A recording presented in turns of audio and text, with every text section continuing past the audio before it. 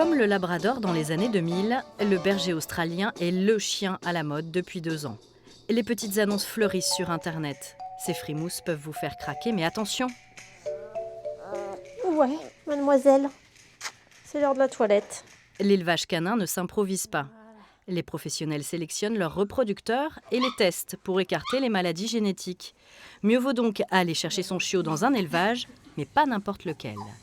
Il y a aussi des gros élevages, un petit peu usines si j'ose dire, où les chiens passent 24 heures sur 24 dans des box, sans jamais rien voir d'autre que les box en fait. Un berger australien, standard ou miniature, avec pédigré, coûte entre 1 000 et 2 000 euros. Malgré la forte demande, ces prix ne baissent pas. Alors forcément, des particuliers succombent à l'appât du gain et font reproduire leurs chiens. Le risque est de faire un mauvais mariage et de générer des tares dans la portée. La production massive, après si ce n'est pas correctement fait, on arrive à ce genre de problème. Les doubles merles ou après de la consanguinité. Poker a 4 mois. Il est issu du mariage entre 2 chiens de robe merle, ce patchwork dans les tons de gris ou de roux. Il est né presque tout blanc, aveugle et sourd. Il était en SPA à Monaco. La SPA, ils étaient contents parce qu'ils pensaient le faire euthanasier en fait.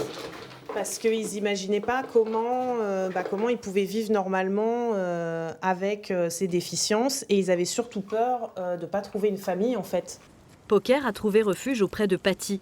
Cette canaise a créé une association unique en France pour venir en aide aux chiens handicapés issus de mariages merle-merle. Poker retrouve Poire de Saint-Malo et Polaire de Vendée pour une balade éducative dans les bois près de Caen. L'association place les chiots en famille d'accueil le temps de leur donner une éducation adaptée. Il faut par exemple trouver un moyen autre que la parole et le geste pour rappeler ces chiens sourds et aveugles. Donc en fait, le but, c'est de récompenser le chien à chaque fois qu'il revient vers nous, tout simplement. Et après, naturellement, ils vont faire des allers-retours pour revenir. Et à chaque aller-retour, on redonne une friandise. Une fois les apprentissages acquis, Patty sélectionne une famille adoptive, une famille pour la vie.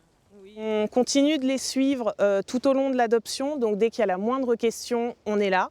Et on choisit bien nos familles, donc on sait, je ne vais pas dire à 100% parce qu'on ne sait jamais, mais quand même à 90% que voilà, les familles, les chiens vont y rester, ils seront bien et qu'on va continuer à les accompagner. Donc pour nous, voilà, on est sûr que ces chiens sont dans des bonnes familles qui vont bien évoluer et qui vont vivre surtout comme n'importe quel autre chien. Poker, Poire et Polaire auront donc la chance de vivre au sein d'une famille disponible, à l'écoute de leurs besoins et de leur caractère, ce qui n'est pas le cas de tous les bergers australiens sans handicap.